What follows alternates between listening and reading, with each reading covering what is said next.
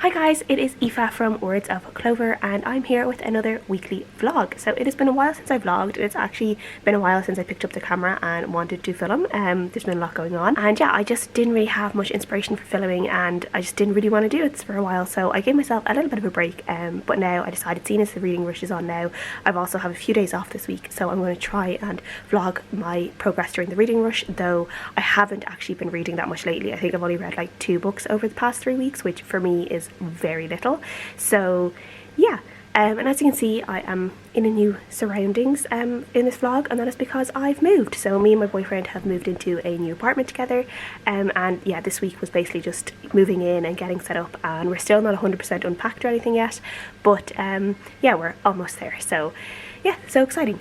So you guys can see a little bit of that, and I'll try and show you a little bit of the apartment if I can. And I don't have any of my books over with me yet. I have 2 bookshelves to fill here, and all my books are still at home in my parents' house because I decided I didn't want to think about them yet. I wanted to get everything else over and then I would do the books, because I want to like really, you know, give my books a bit more time in terms of putting them away. So I'll probably be doing that this week, and if I do, obviously I will show you guys. So yeah, that is the story and that is what has been going on. So in terms of like reading rush TBR, I only have like a few books on my TBR because I knew I was going to be really busy this week. I might not get a lot of reading time. So at the moment, I'm still actually reading a book I started just before the weekend, which is Blameless by Gail, Carriger. This really doesn't really fit in for any of the prompts of the reading rush, but I guess if I wanted to make it fit in, I could just put it in as, you know, read the first book that you touch. So I guess this would be the first book I touch because this is one of the only books I have with me, and it's the only book I'm currently reading at the moment. So I guess this is what I will be reading today anyway, and then I might move on to other books that I do have my TBR. I do have one which is We Are the Weather by Jonathan Safran Foer. I have that on audiobook, so I was going to choose that one for read a book outside of your home. If I go on walks or anything, I can listen to that on audiobook, so it should be really nice. And then I also have Sarah Crossan's new book as well, which has kind of an orangey colour, and that's going to fit in to read a book that is the colour of your birthstone, because I was born in November, so my birthstone is topaz, which is kind of this orangey colour. So yeah, that's what I'm going to, I think, what is Sarah Crossan's new book called? I think it's We Are the Beehive or something like that. But I've really enjoyed Sarah Crossan's books in the past. They're written in verse and they're really, really fast to read through as well. So I think with how much I have going on this week, it will be a good choice for me as well. Should be able to get some like solid reading done in short amount of time with that book. So that is what I'm going to do for now.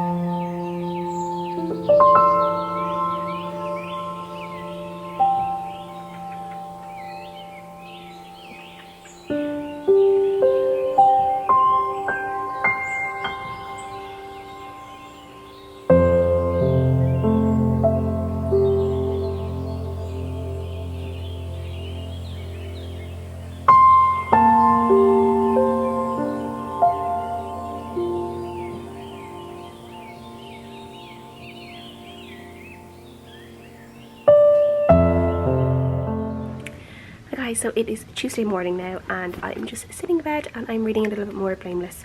As I said, I'm off today and tomorrow, so I have a bit of time to just kind of chill out and enjoy my new place before I'm back in work. So I decided to read a little bit in bed. So I am about 230 pages now into Blameless, so I'm just a bit more than halfway through and I'm really enjoying this now. I had said, I think on Instagram or somewhere, that it's been 3 years since I picked up the second book in this series, which was Changeless. This is the 3rd book, and it's kind of like an urban fantasy steampunk novel about this woman called Alexia, who is something called a preternatural, which means when she touches supernatural creatures, they turn human while she is touching them. And in the first book, she ends up kind of getting involved in all these type of different kind of supernatural mysteries and adventures. And in the first book, she meets this werewolf called Lord Mackin, and he ends up being like a very big character in the rest of the books.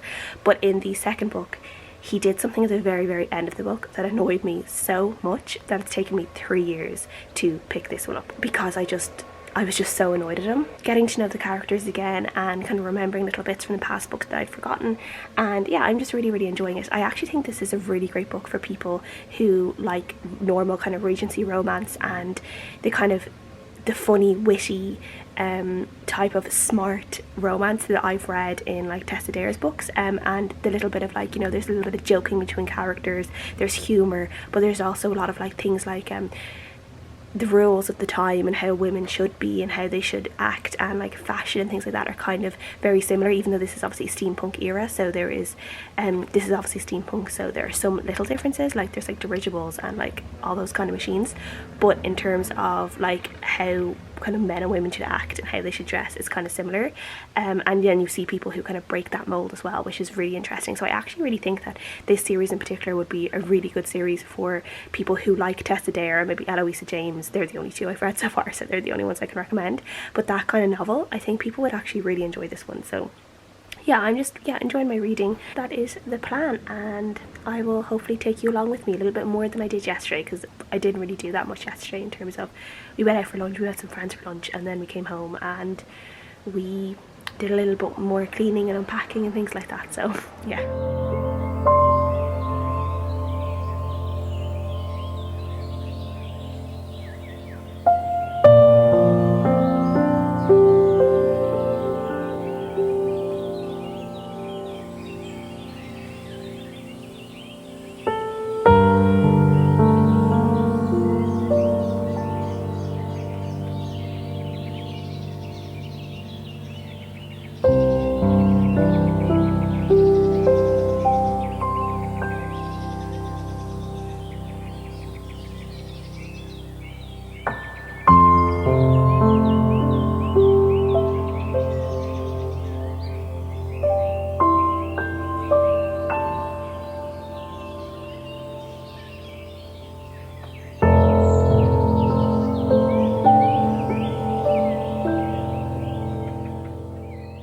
So I finished Blameless by Gail Carriger earlier, and it was really nice. I took a walk, as you saw in probably the vloggy bit. I went up to the beach, which is really near our apartment. It's so lovely, and it almost feels like, because the weather's really nice as well when I was at the beach, it almost feels like we're on holiday somewhere, which is lovely.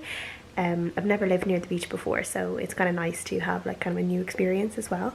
So yeah, that should be really, really nice going forward, and going for walks and stuff should be really nice. So I said I came home and I just sat in the bed for a while, and I managed to finish Blameless, and I really, really enjoyed it, and I gave it a 4 out of 5 stars. It was just really fun to be back in the world. It's just, as I said, it's just really witty. Some of the characters are very cleverly constructed, and it's a novel that doesn't take itself too seriously, which I really like as well. So yeah, I'll definitely be reading the next 2. I think there's 5 books in the series in total, and now that I'm kind of over the thing that annoyed me about the second book, the character apologized for what he did and is kind of trying to make amends now, which is good. So I am going to definitely going to read the next 2 books in the series at some point. The secondhand bookstore that I actually bought that book from, it's like an online secondhand bookstore, one of the only ones I know of that is Irish. They actually have the other 2 in the series as well, so I'll be getting them soon and hopefully finishing the series, which should be fun. I'm just catching up on some booktube videos. I'm just watching Justine from I Should Read That doing her mid-year freakout tag. As you can see here, there's Justine, and then I have Here's the Beehive kind of set up to be my next read, and then I have some snacks, some olives and cheese and crackers and some water. So I'm set for the next few hours anyway of just reading and chilling out for a little while. Hi guys, so it is Wednesday afternoon and I'm actually just at home with the dogs, who are obviously still at my parents', so I've come to bring them for a walk. As you can see, Luna's over here and Desi is here. So they're very happy to see me, and I bought them loads of treats and stuff to remind them why I'm still the best and they should continue to love me the best. So yeah, I really miss having them around all the time. But unfortunately I don't think we're allowed to keep pets in the apartment, so I might be able to at some point bring Desi like up to the beach and stuff, but I wouldn't be able to keep him in the apartment, which is sad. So yeah, I miss them a lot, so I'm going to try and just come over as much as I can for a visit and bring them for walks and stuff. And I started Here's the Beehive last night by Sarah Crossan. I got about 30% through. As I said, it's quite a fast read, and it seems to be more of an adult novel rather than YA, which I think have previously been Sarah Crossan's books. I think she normally does YA books in first, but this one seems to be an adult book, and it is about a woman who has been having an affair with a married man, and she discovers that this man has died, and it's kind of about, at the moment, her grief about this man who she seemed to love a lot, and then kind of this weird relationship that she does or doesn't have with his wife, kind of her opinion of her through him, and kind of the weird thoughts and relationship she has had towards this wife through all the years of this affair, yet she doesn't actually really know the wife. And I think this book is kind of going to explore that a bit in terms of the wife and the other woman, and then the grief of the other woman, Anna's grief as the other woman, and she can't really, I guess, vocalise this grief the way other people can. So yeah, I think it's going to be really interesting, and so far it's really good. And as I said, I have really enjoyed Sarah Cross's books in the past, so yeah, I am enjoying it. And now I'll probably have to get back to cuddle this guy and keep an eye on Luna, and yeah, just get them all worn out then by the time I go home.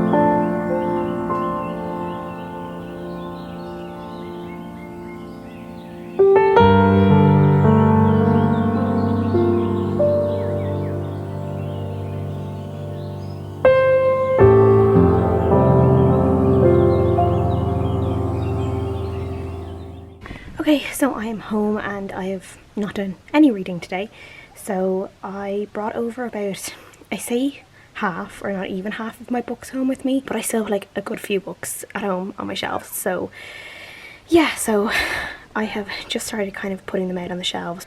I think I'm kind of feeling a bit frustrated about it because the shelves I bought some new shelves secondhand off someone, and they're really lovely, but they're kind of strange in that the shelves themselves, the gaps between the shelves are quite small, and I thought I was going to be fine, but putting them on there, it just seems to be like a really weird dimension where I can't get as much books on as I want to, and they have to be like this instead of like that, which is fine most of the time. But then even if I wanted to, instead of putting like 4 rows like that across, there's still not enough space, so it's kind of will have to be 3 with a gap in between each one.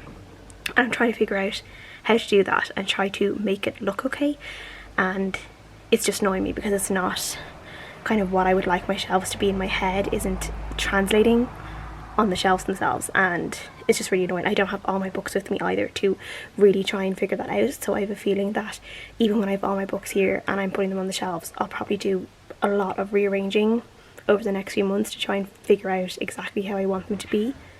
So yeah.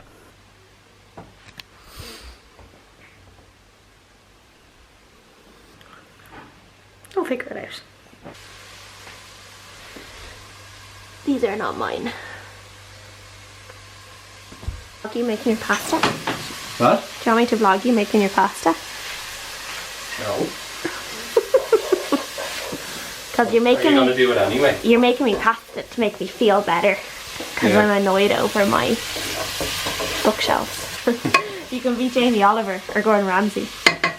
More of a Ramsay than the Jamie Oliver, that's for sure. Okay, explain what you're doing. I'm making a veggie pasta, some ding-dongs. I don't know if she showed you them over there. Linda McCartney sausages. Yeah. Otherwise known as ding-dongs. Yeah. What have we got? We have some asparagus, which I told Eva I was going to make on the side, but I lied to her. I have green red bell pepper, some sweet corn, some cherry tomatoes, some chili that's gone into it. The ding-dongs will be going in soon. Spicy ding-dongs. Some spicy ding-dongs. Okay. Continue, man in the kitchen. Fuck you. It is Thursday night now and I am just about to get ready for bed, so I just thought I would do an update because I got Here's the Beehive finished earlier after work. I managed to get a good bit read on my lunch break today, and then I finished it off after work, and I think I want to give it a 3.5 out of 5 stars. I did enjoy it, as I enjoy all of Sarah Crossan's work, but I found this one in particular I wasn't really as emotionally involved or invested in the story the way I have been with the other ones I've read, and this one as well. particular with the characters, I feel like the characters were actually very unlikable in this one. As I said, we were following a woman who's the man that she has been having an affair with has died, and he is married, and she's always kind of been the other woman, and it's her kind of complex relationship with dealing with her grief with his death, and then also this weird relationship she kind of has with the wife. And what I really liked about this book is the fact that the character in question, Anna, who we're following, she becomes a really different person from the start of the book to the end of the book, because we know very little about her life at the start of the book, and it's slowly revealed to us like what her life actually is, and she was completely different, and her life is completely different to the way I first thought it was at the start of the book. And I really enjoyed finding all those different things out about her. But at the same time, I didn't like her at all. I thought she was a horrible character. There was a lot of times in the book that she almost repulsed me with some of the actions and some of her thoughts, and I just found her to be a very selfish, inconsiderate person. And yeah, I just really didn't like her, and I didn't particularly like following her, and I wasn't particularly rooting for her. Parts of it that I did feel for her a little bit. There is talk about an abortion at one stage, and just that a few of those verses were very I think poignant, and they were just, I think that it was really, really well done on Sarah Crossan's part. But overall, as the characters were, I didn't particularly like them, and I didn't particularly care for them, other than probably not wanting them to get what they wanted. So I gave it a 3.5 out of 5 stars overall. I did really enjoy kind of seeing the crossover of Sarah Crossan's work from YA, which I've previously read, to adult, and reading kind of an adult novel in verse, because all the other novels in verse that I've read have been YA. So it was interesting to see a more adult novel in that form. Prompts is to read a book inspired by a movie that you've already seen, and I've had this book on my shelf for a really, really, really long time, and it's called The Eagle of the Ninth by Rosemary Sutcliffe. And as you can see here, it says now filmed as The Eagle, and it basically was something to do with like the Roman like the Romans and a Roman soldier who I think gets lost or goes on some adventure. But it was a movie with Channing Tatum and Jamie Bell. I think Channing Tatum was like the Roman soldier and Jamie Bell was like his slave. And I remember seeing it, and at the time when I watched the movie, it was literally only because of Channing Tatum, and because, you know, Channing Tatum was really hot and I fancied Channing Tatum. And I think I've only seen the movie once, and I don't remember much about the movie, but I've had this book on my shelf for a really, really long time, so I might as well read it now, and then I can just like decide what I want to do with it. Yeah, it'll be interesting. And it's been a really long time since I've read a book set in kind of the Roman era in terms of like Roman soldiers. Yeah, that should be interesting. So this is what I'm going to pick up next. It is Friday evening, just about to go out to have something to eat. It's our first dinner out since March, since Greece. Yeah. Yeah. Our first big night out. Exciting.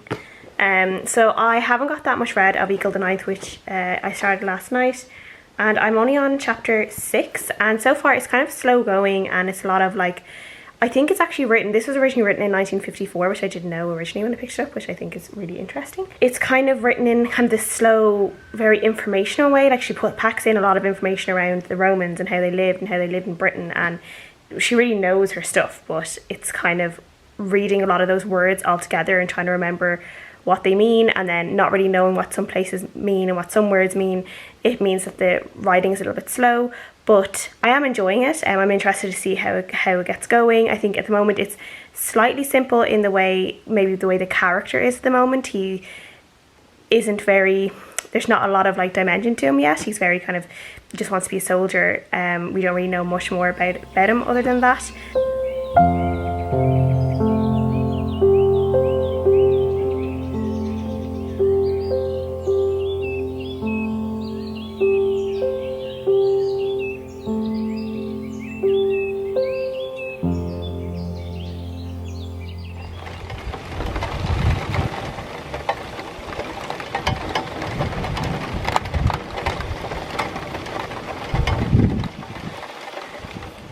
Hi guys, it is Sunday now, so it is almost time for the reading rush to be over.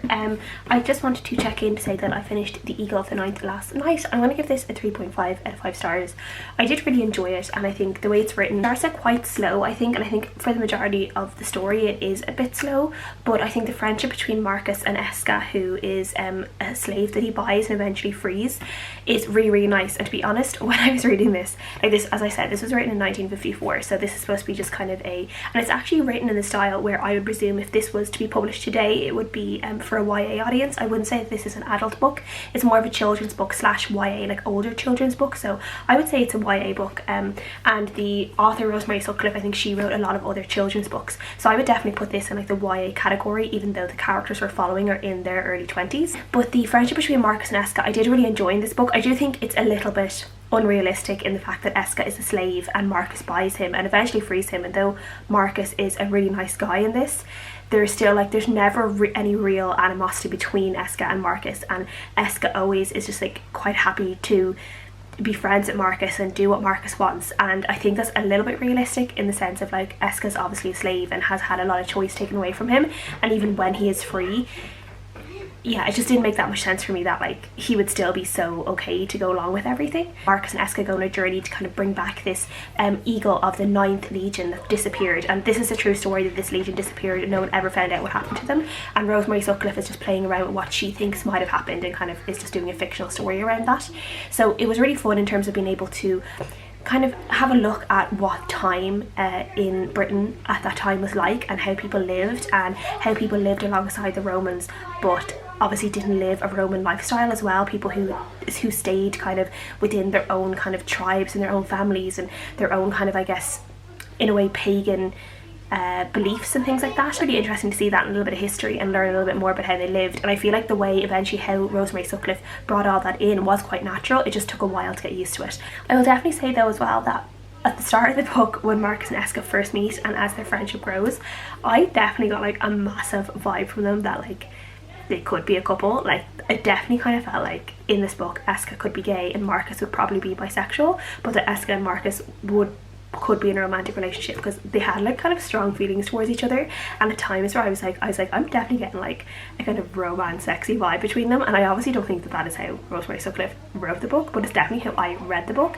And if I was like to like see kind of a new adaptation of this, I would definitely love for it to be where like they have a little bit of a thing going on, because that would be fun. So yeah, I gave it a 3.5 out of 5 stars and I enjoyed it, and I do recommend if people want to read a book about the Roman Empire in Britain. So at some point today I'll be starting my next book, technically for the reading rush, but I'm obviously not going to finish it during the reading rush, and that is How to Be Nowhere by Tim MacGabhann. I read Call Him Mine in March for the Irish Readathon, and I really enjoyed it, and this is actually the sequel to Call Him Mine, though I actually don't think Call Him Mine ends in a way that it needs a sequel. The same character that we met in Call Him Mine, which is he is a journalist who was a journalist in Mexico City, and he ends up getting caught up in this kind of real kind of gangland drug cartel crime story, and his boyfriend / photographer is killed in a really, really brutal way. And in that book he is obviously trying to figure out what happened to him, what his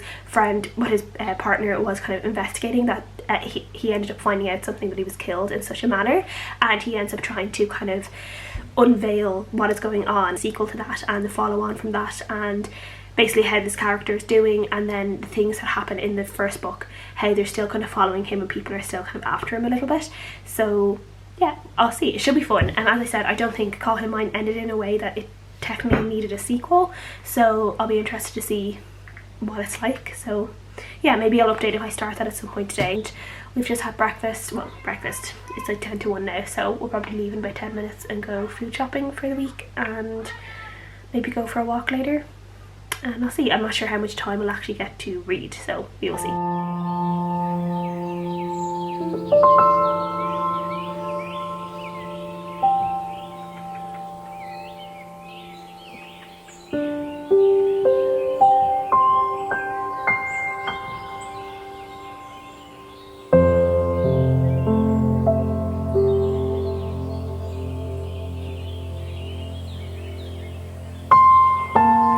So I went for a lovely walk, as you guys saw, and I listened to about an hour of We Are the Weather by Jonathan Safran Foer, and I'm not sure if I got everything in that I wanted to get in. Some bits I kind of retained, and that was good, and Jonathan Safran Foer does narrate the audiobook as well, which is great. But I do have it on my Kindle as well, so I might read the first few chapters of that as well, just to see if that helps me, especially with like a non-fiction book. I'm not used to listening to non-fiction. I normally listen to kind of just like contemporary stories and stuff on audiobook, which are a little bit easier to kind of, when you're just kind of, you know, you're not 100% concentrated, if you know what I mean. So I think I will read a little bit of We Are the Weather on my Kindle as well, and just kind of repeat what I have listened to, just so I can retain the information. I generally do not get on with Jonathan Safran Foer's writing, but I was hoping this one will be a bit different because it's non-fiction. I just don't get on with his fiction writing at all. The 2 books I have read of his I haven't enjoyed, so I'm hoping I will enjoy this one. I did read a couple of chapters of How to Be Nowhere by Tim MacGabhann, which I said was the book I was starting earlier, which is the sequel to Call Him Mine. So far I am enjoying this. It's still a bit of a recap to what happened in Call Him Mine, and we're just kind of getting the setting again, and I guess the clues of that some things aren't great, and it could be that our main character is being watched by someone and could be in trouble. So yeah, it's kind of like a little bit of a creepy atmosphere, and I'm a little bit afraid for him and for the new relationship he's in, and I'm hoping everyone's going to be okay. So yeah, I'm already feeling a little bit like ooh about this one, but in like a good way, in a way that I kind of want to keep reading it. So yes, I'm going to end this vlog here. It's already quite long. I hope you guys have enjoyed this vlog. Please let me know if you have enjoyed it, if you've read the books that I've read, what you were reading for the reading rush.